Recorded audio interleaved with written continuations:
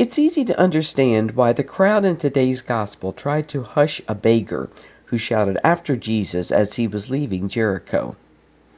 Because of the crowd, Jesus might not have been able to see the man who was blind, but Jesus hears his insistent cries for mercy.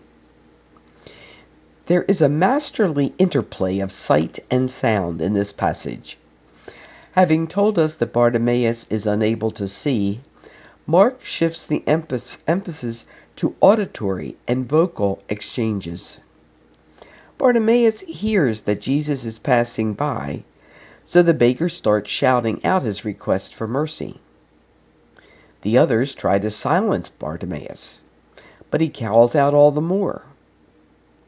Jesus hears him and says, "Call him."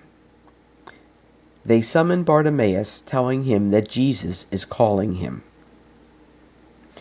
With the repetition of the verb call, Jesus now becomes the insistent one, calling out to Bartimaeus. Jesus' attention is turned completely to this person in need.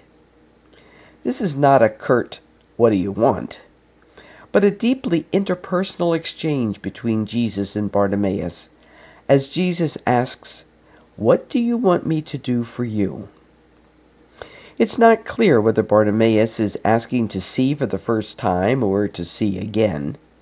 As with the woman healed of hemorrhages, Jesus tells Bartimaeus to go, assuring him that his faith has healed him.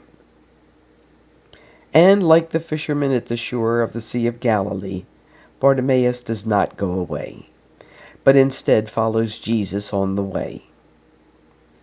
In its original literary context within the Gospel of Mark, today's passage is the second in a pair of bookends. The first is the story at the beginning of the central section of the teaching on discipleship, in which Jesus cures a blind man in Bethsaida. The two healing stories enclose a section in which Jesus' followers are struggling mightily to understand and follow him. Yet they misunderstand and even oppose him, especially as Jesus begins to teach them about his coming passion.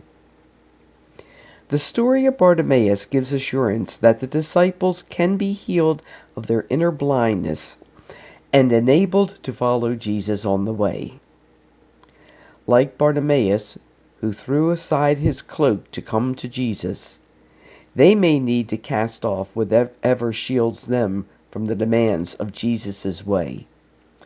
Whatever keeps them from being vulnerable to the costly love of Jesus will need to be tossed away. If the disciples were among those in the crowd who were blinded to the needs of the beggar and tried to muffle his cries for mercy, they must learn to attune their ears to such cries and call such persons to Jesus rather than stand in their way. The disciples must want to see as Jesus sees. And it's the same with us.